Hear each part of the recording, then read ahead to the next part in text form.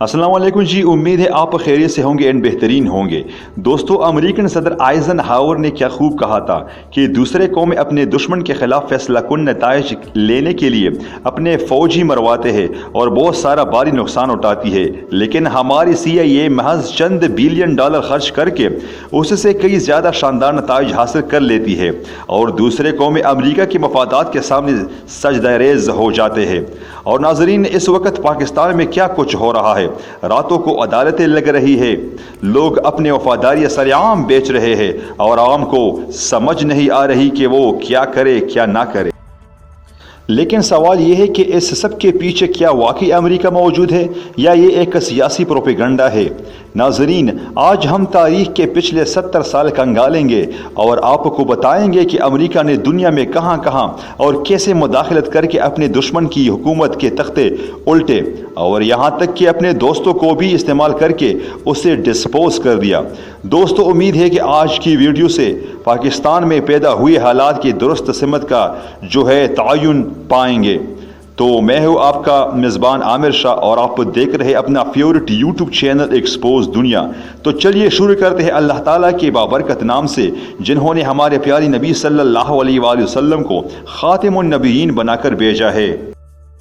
नाजरीन, पिछले 75 साल की तारीख का अगर हम जायज़ा लें तो अमेरिका ने 76 बार दूसरे ममालिक में रजीम चेंज ऑपरेशन किया। अब इनमें कुछ ऑपरेशन खुफिया है और कुछ एलानिया, कुछ में फ़ौजी बगावतें की गई थी, कुछ में अवामी इंतखाबात के ज़रिए अपने दोस्तों को इक़्तिदार तक पहुँचाया गया है और कुछ ऑपरेशन में नेटो अफवाज की तरह एक इतिहाद बनाकर दूसरे ममालिक के जो कुदरती वसाइल है इन पर कब्ज़ा करने की कोशिश की अमेरिका के ज़रिए। दोस्तों, आज हम अमेरिका के उन सियाह किरदार की दास्तान आपके सामने रखेंगे। पूरे 76 रजीम चेंज ऑपरेशन गिनवान एक टाइम पर मुश्किल काम है, लेकिन फिर भी हम चंद बड़ी मिसालें आपके सामने रख देते हैं। नाजरीन, 1907 में इराकी वज़ीर आज़म फैसल दोयम अमेरिका की हिमायती याफ्ता प्राइम मिनिस्टर थे। उनके दौर हुकूमत में तमाम तर सियासी और निजी तरजीहात का मकसद फ़कत अमेरिका की खुशनुदी था। अब ऐसे हालात में इराकी जर्नल अब्दुल करीम कासिम जज्बे खुदारी लिए बगावत करते हैं और फसल दोयम को बरतरफ करके इराक के प्राइम मिनिस्टर बनते हैं। लेकिन नाजरीन, उनके प्राइम मिनिस्टर बनते ही अमेरिका की तरफ से हस्ब रिवायत एक ख़त मौसूल होता है जिसमें उन्हें अमेरिका मफादात के काम करने पर मजबूर किया गया था।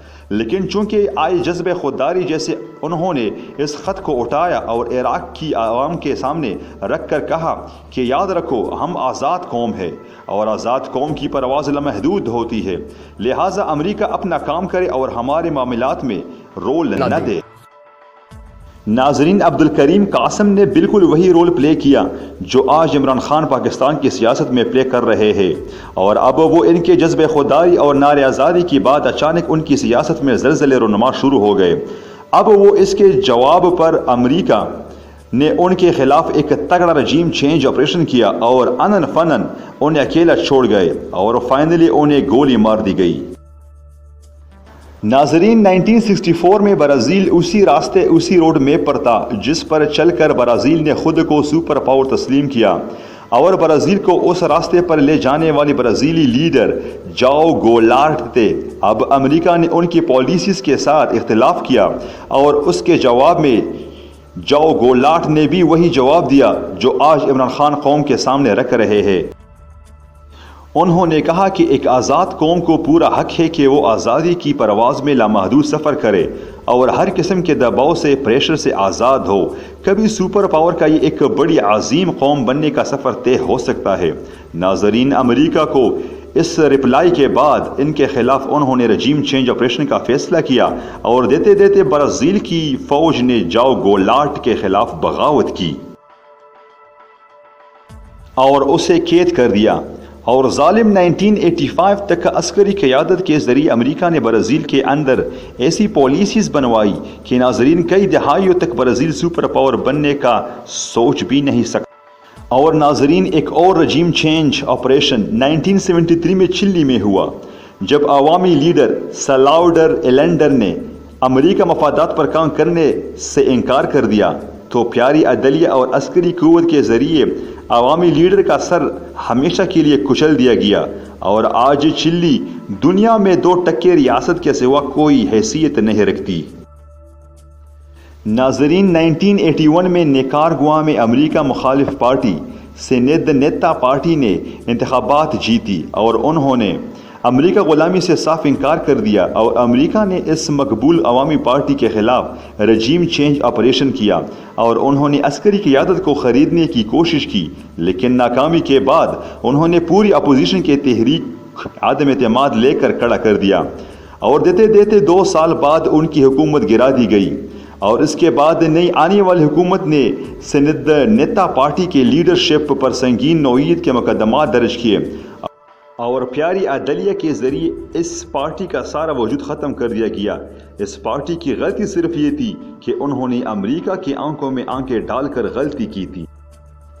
ناظرین، اسی طرح 1971 میں ذوالفقار علی بھٹو پاکستان کو ایٹمی قوت بنانے کے لیے مخلص تھے، اور دوسری طرف وہ ایشیائی ممالک کا ایک بلاک بھی بنانا چاہتے تھے جس میں پاکستان ایشیائی ممالک کو لیڈ کرتا۔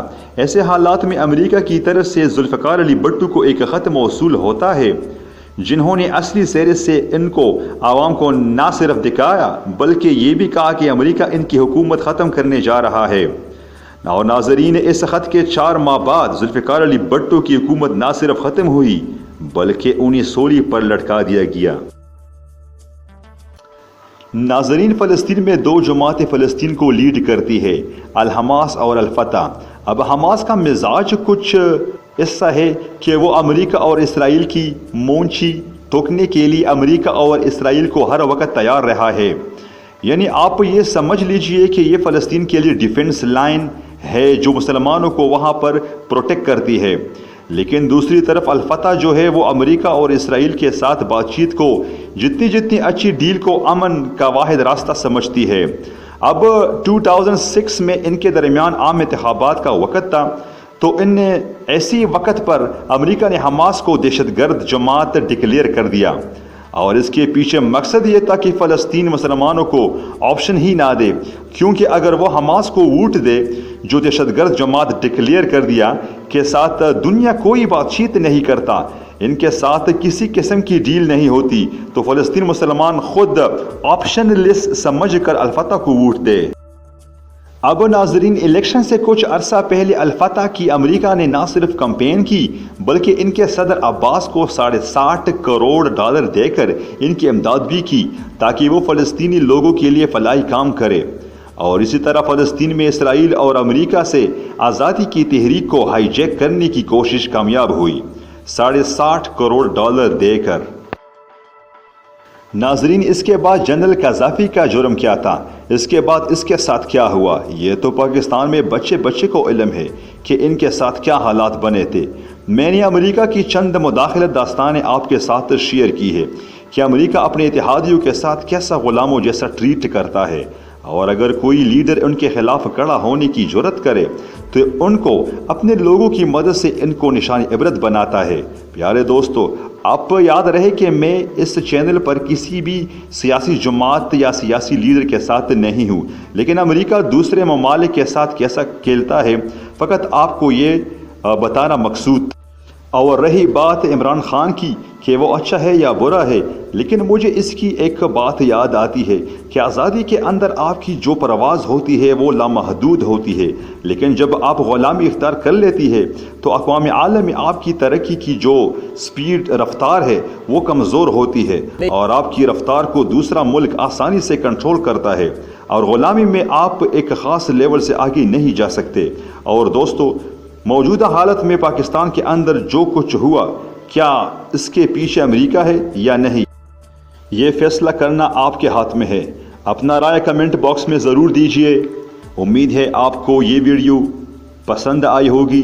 چینل کو سبسکرائب اور ساتھ ہی بین آئیکن بٹن دبا کر نہ بھولیے۔ اپنے اور اپنے پیاروں کا ڈھیر سارا خیال رکھیے۔ مجھے دیجیے اجازت۔ اللہ حافظ۔